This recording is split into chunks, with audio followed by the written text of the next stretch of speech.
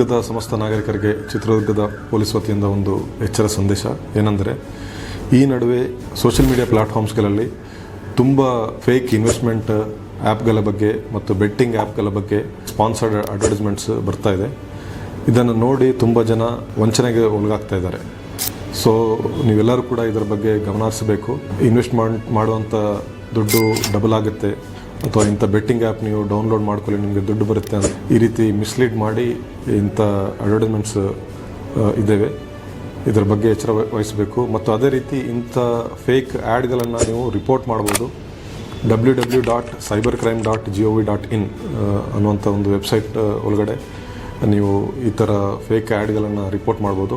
ಈ ಥರ ರಿಪೋರ್ಟ್ ಮಾಡೋದ್ರಿಂದ ಆಟೋಮೆಟಿಕಲಿ ಆ ಥರ ಸ್ಪಾನ್ಸರ್ಡ್ ಆ್ಯಡ್ಸ್ ಎಲ್ಲ ಬ್ಲಾಕ್ ಆಗುತ್ತೆ.